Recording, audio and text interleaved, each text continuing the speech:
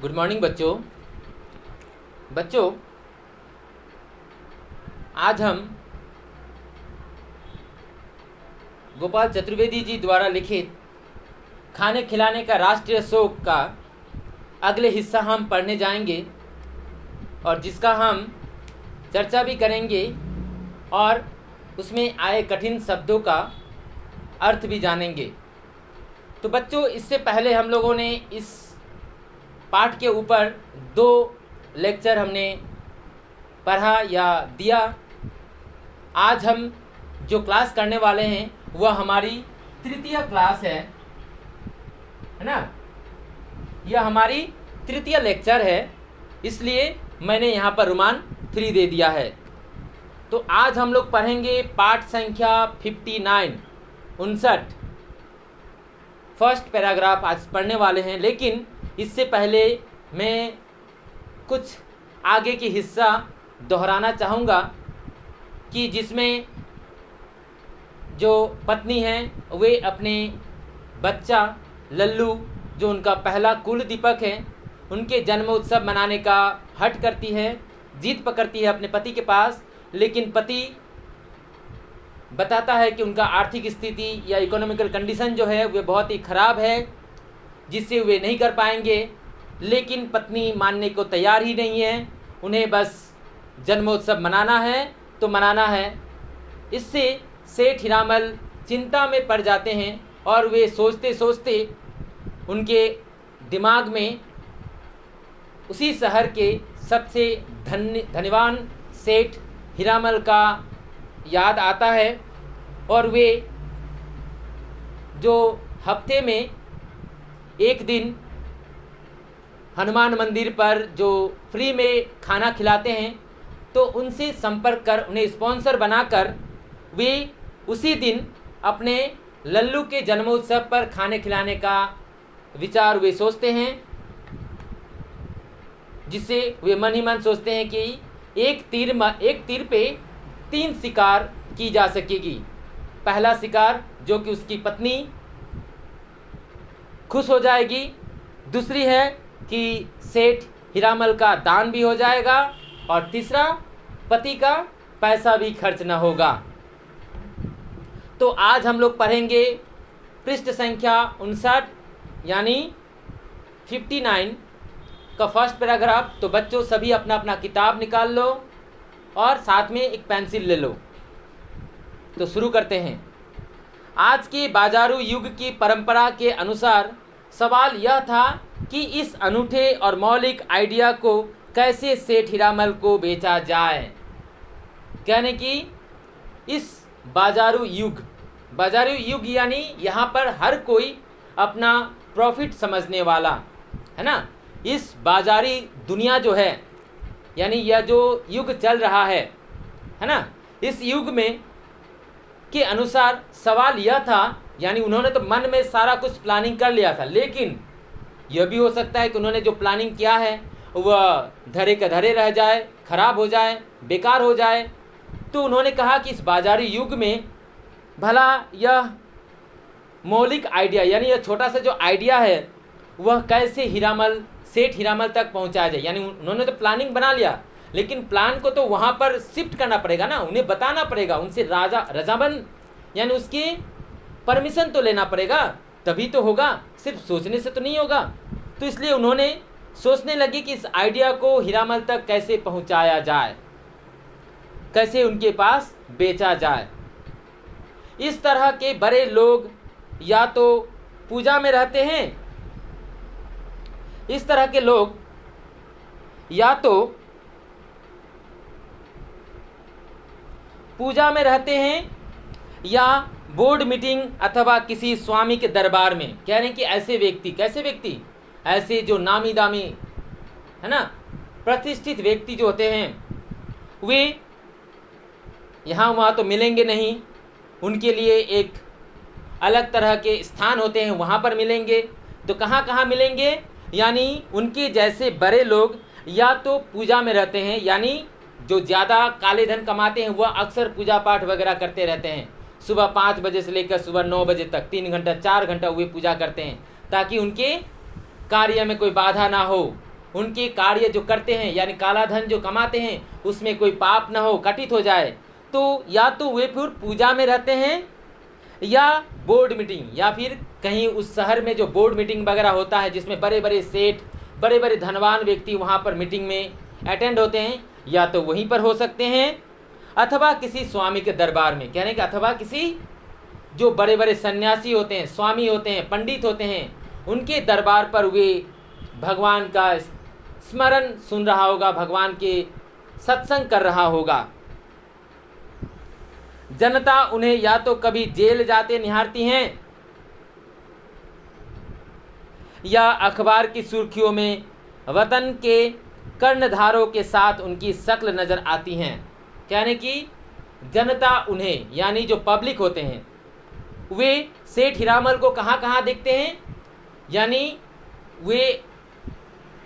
वह ऐसे व्यक्ति हैं, ऐसे प्रतिष्ठित व्यक्ति हैं, ऐसे नामी दामी व्यक्ति हैं जिनको दो ही जगह पर जो आम जनता होते हैं, जो आम पब्लिक होते हैं, वे साधारण पब्लिक जो होते हैं वे देख पाते हैं, और वह कहाँ कहाँ, या तो उसे जेल जाते हुए देखते हैं या फिर अखबार में जब उनका फ़ोटो वगैरह छपता है कि सेठ हीरामल इतने करप्शन में उनको जेल ले जाया गया या उनको कोर्ट में हाजिरी दिया गया, है ना, यही दो वक्त आम जनता उन्हें देख पाते थे, वरना वे उन्हें कभी नहीं देख पाते थे। तो वे पति जो है यानी लल्लू के पिता जो हैं वे कैसे मुलाकात करेंगे उससे, वे सोचने लगे।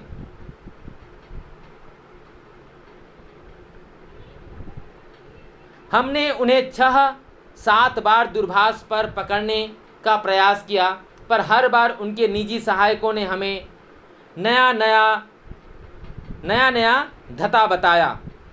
यानी कि हमने उन्हें 6-7 बार दूरभाष यानी टेलीफोन पर पकड़ने का प्रयास किया। नहीं, दूरभाष यानी चिट्ठी, है ना, दूरभाष यानी चिट्ठी के जरिए वे उन्हें चिट्ठी के जरिए बहुत बार पकड़ने की कोशिश किया, लेकिन 6 से 7 बार उन्होंने चिट्ठी लिखा। किनको? सेठ हीरामल जी को। लेकिन उनके निजी सहायक ने हमें नया धता बताया। धता यानी पता बताया, है ना, टाल देना। धता यानी टाल देना, यानी तरह तरह की बातें, नया आइडिया, नया बहाने बना कर उन्हें वहाँ से लौटा दिया या भगा दिया कह सकते हैं, क्योंकि इतने बड़े आदमी हैं तो उनसे कोई आम आदमी तो मिल नहीं सकता। इसलिए उन्होंने 6 से 7 बार उन्होंने चिट्ठी लिखकर उनके पास जाने का प्रयत्न किया, लेकिन उनके जो कर्मचारी हैं, उनके जो सहायक हैं, वे उन्हें वहाँ से नए बहाने करके वहाँ से हटा दिया। फिर भी अपनी विशिष्टता पर हमारा विश्वास बरकरार था, है ना, फिर भी हमारी विशिष्टता यानी जो उनका, फिर भी अपनी विशिष्टता पर हमारा विश्वास बरकरार था, यानी उनके विश्वास, उनके जो काम था, उनसे उनका जो दृढ़ निश्चय था, उसको पूरा करने के लिए उस पर पूरा विश्वास था कि वे सेठ हीरामल जी से ज़रूर मिलेंगे। हीरामल जी क्या जाने हमारे जैसे नायाब इंसान को एक बार अपने संपर्क में तो आए, उसके बाद तो हमारे मुरीद बन ही जाएंगे। सॉरी बच्चों, कह रहे कि एक बार हीरामल जी जो हम लोग इतना प्रयत्न कर रहे हैं उनसे मिलने के लिए, काश एक बार वह नायाब इंसान हमसे मिल जाए। हीरामल जी क्या जाने हमारे जैसे नायाब इंसान को, यानी सेठ हीरामल यानी हमारे जैसे नायाब यानी बहुत ही कीमती मन इंसान, यानी इंटेलिजेंट इंसान, मनुष्य को कहाँ जानने की फुर्सत है। बस एक बार वह हमसे मिल लें फिर तो मज़ा आ जाए, यानी एक बार अपने संपर्क में, यानी एक बार वे हमसे मिल तो लें, फिर देखना वे बार बार हमसे मिलते रहेंगे, उसके बाद तो हमारे मुरीद बन जाएंगे। मुरीद यानी शिष्य, है ना, शिष्य बन जाएंगे, वे प्रशंसक बन जाएंगे, वे हमारी प्रशंसा करेंगे कि वाह क्या शानदार आइडिया लेकर आया है, क्या शानदार नुस्खा लेकर आया है ना। बस वे दोनों पति पत्नी सोचते हैं कि काश बस एक बार वे सेठ हीरामल हमसे मिल तो लें और हमारे प्लान सुन तो लें, उसके बाद वे हमारे शिष्य बन जाएंगे और मेरे भक्त बन जाएंगे। इस सारी कसरत से हमें एक एहसास हुआ, टेलीफोन डायरेक्टरी बड़े फ़ायदे की चीज़ है। जब उन्होंने 6 से 7 बार उनके ऑफिस या उसके घर या फिर जहाँ वे मिलते हैं वहाँ उनसे संपर्क करने का कोशिश किया, यानी चिट्ठी लिखकर चिट्ठी देने के लिए, लेकिन उनके जो कर्मचारी थे है ना, सहायक थे, वे उन्हें वहाँ से तरह तरह के बहाने बनाकर उन्हें वहाँ से हटा दिया।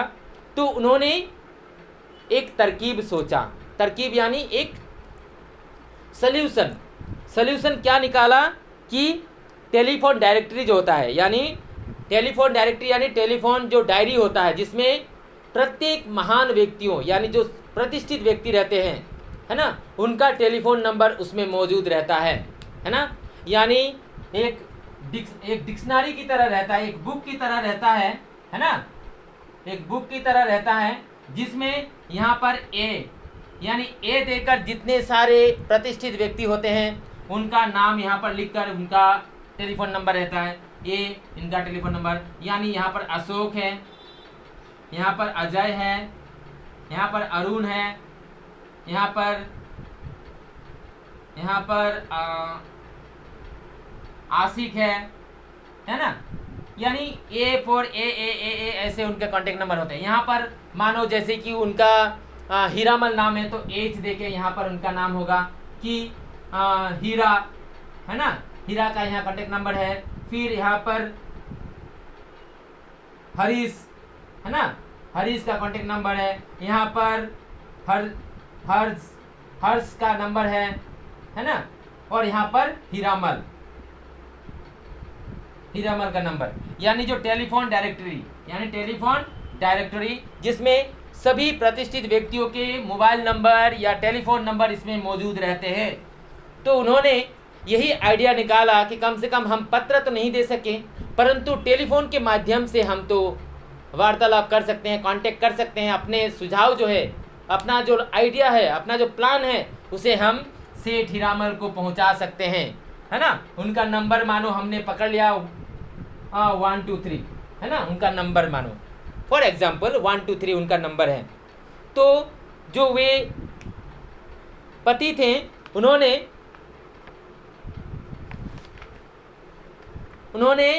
उस टेलीफोन डायरेक्टरी से हीरामल जी का नंबर निकाल लेते हैं है ना। वे टेलीफोन डायरेक्टरी बड़े फ़ायदे की चीज़ है। इसमें ऐसे नंबर होते हैं जो हवाला की मशहूर डायरी सा सिर्फ सच का संकेत भर देते हैं। कह रहे हैं कि यह डायरी जो है इसमें उन सारे प्रतिष्ठित व्यक्तियों के कांटेक्ट नंबर मौजूद रहते हैं जिसमें लोग आसानी से वे नंबर लेकर उनसे डायरेक्ट बात कर सकते हैं, या फिर डायरेक्ट पीए के पास फ़ोन पहुंचता है, पीए अपने सेठ या अपने मंत्री को वे फ़ोन पकड़ाते हैं। हमें एक सामलाल जी का नंबर मिला। कह रहे हैं कि हमें एक सामलाल कौन है देखते हैं कि उन्हें जब टेलीफोन डायरेक्टरी में गए तो देखा कि सामलाल जी का नंबर मिला। वे हीरामल जी की कंपनी में महाप्रबंधक थे। कह रहे हैं कि वे सामलाल जो हैं वे सेठ हीरामल जी के कंपनी जो है, यानी जो उनका इंडस्ट्री है या कंपनी जो है, उनमें वे महाप्रबंधक यानी सबसे हेड ऑफ द डिपार्टमेंट कह सकते हैं कि वे HOD महाप्रबंधक यानी जो डायरेक्टर होते हैं उनके कंपनी में वे डायरेक्टर थे। कौन? सामलाल है ना। तो सामलाल का नंबर घुमाया तो शमशान में उत्तर आया कि मानो उस टेलीफोन डायरेक्टरी से जो हीरामल के जो महाप्रबंधक थे या डायरेक्टर कह सकते हैं, तो उन्होंने उनका नंबर में डायल किया तो वे नंबर कहाँ जाकर घुसा? शमशान में। शमशान यानी जहाँ पर लोगों को दफनाया जाता है, जहाँ पर लोगों को जलाया जाता है या अंतिम संस्कार किया जाता है ना। तो जब शामलाल का नंबर घुमाया गया यानी लगाया गया, डायल किया गया, तो वे नंबर कहाँ जाकर लगा? शमशान में। बाद में पता लगा कि शामलाल जी 2 साल पहले स्वर्ग सिधार चुके हैं। यानी बाद में जब वे खबर लगाएं, यानी उन्होंने तहकीकात किया, यानी सर्च किया कि अरे यह शामलाल जी का नंबर शमशान में कैसे चला गया। तो जब तहकीकात किया गया तो उन्होंने देखा कि वे कितने साल पहले, दो साल पहले, यानी 2 years लेटर, यानी बिफोर 2 years ही वे शामलाल स्वर्ग को सिधार गए हैं, है ना। इसलिए वे नंबर शमशान में लग गए थे।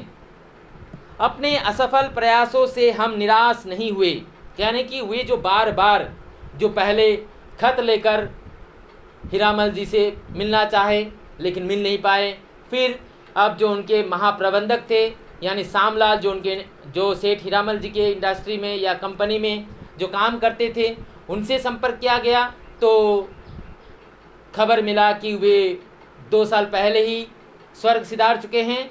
तो यह जो बार बार का प्रयास या प्रयासों में जो असफल हो गए, उससे वे निराश नहीं हुए, यानी अपना हिम्मत हारे नहीं,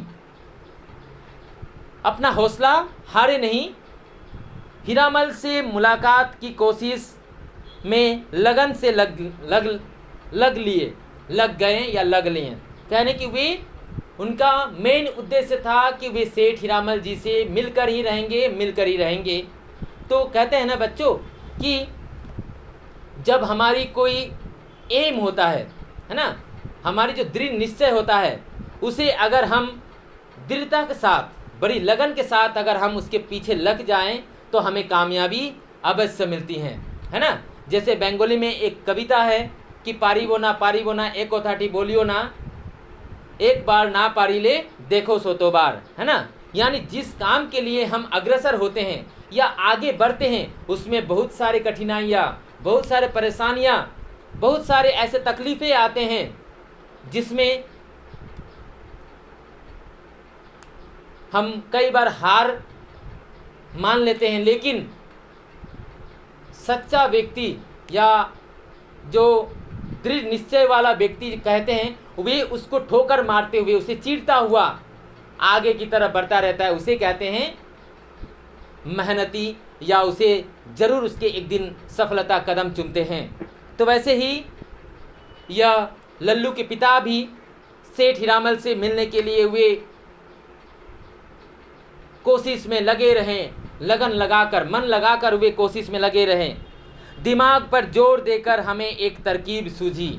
दिमाग में जोर देकर, जब उन्होंने काफ़ी बार प्रयत्न किया लेकिन प्रयत्न के बाद उन्हें हार हासिल हुआ, तो वे फिर से सोचना शुरू किया कि सेठ हीरामल से कैसे मुलाकात की जाए, या उनसे कैसे वार्तालाप किया जाए, या फिर उनसे कैसे मुलाकात किया जाए।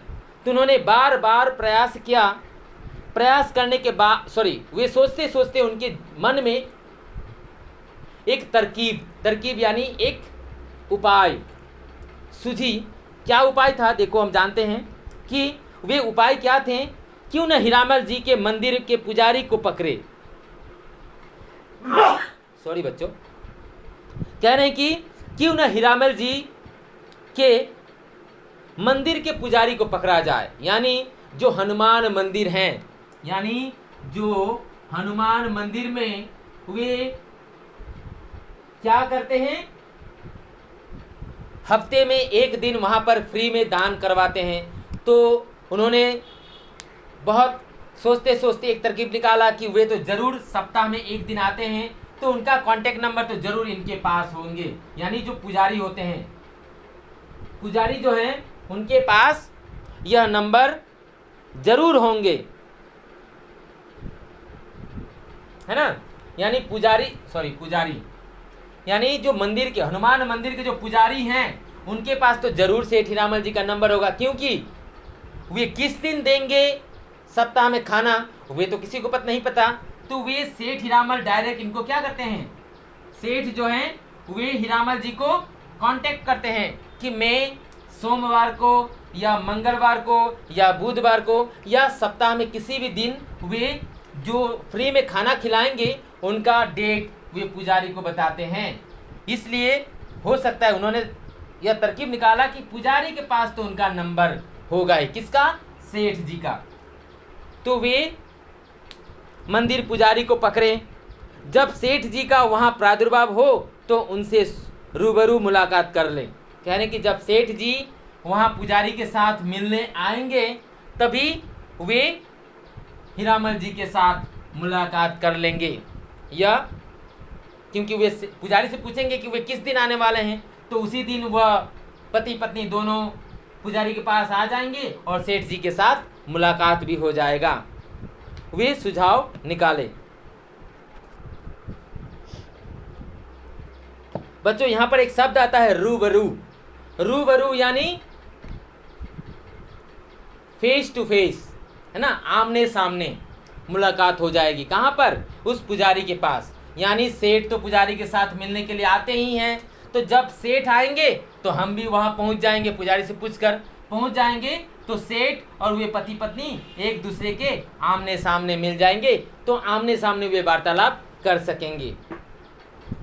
हम शहर से दूर उस मंदिर में पहुँचे।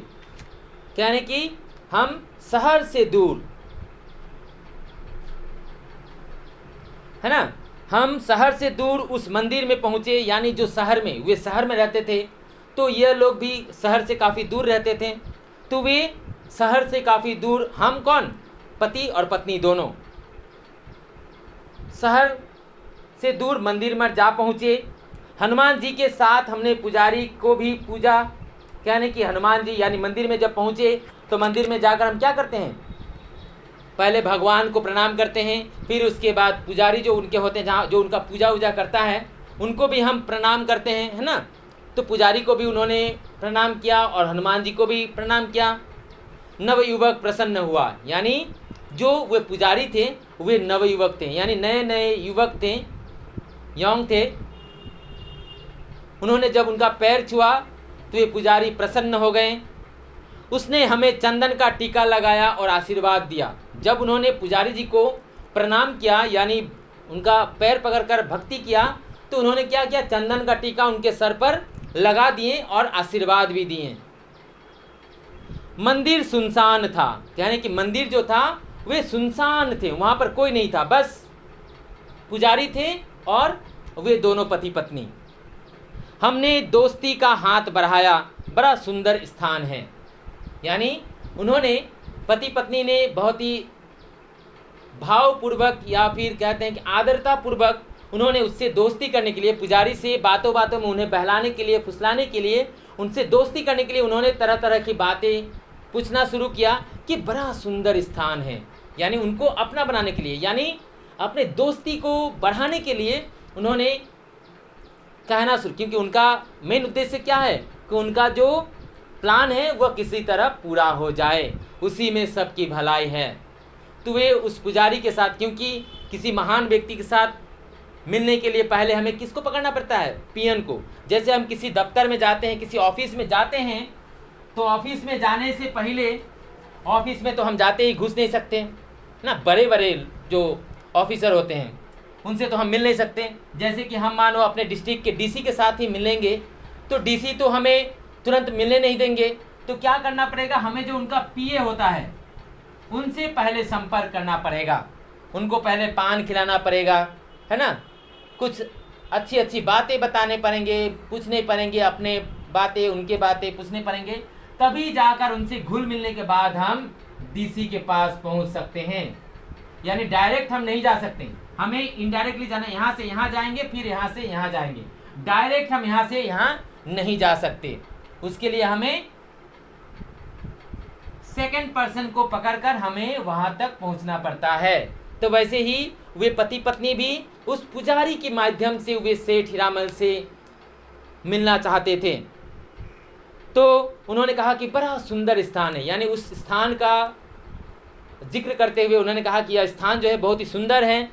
एकांत में प्रभु की साधना का आनंद ही अलग है। कहने कि इस एकांत में, यानी जहाँ कोई निर्जन जगह है, वहाँ पर भगवान का स्तुति करने में या भगवान का प्रार्थना करने में बहुत ही आनंद मिलता होगा, है ना।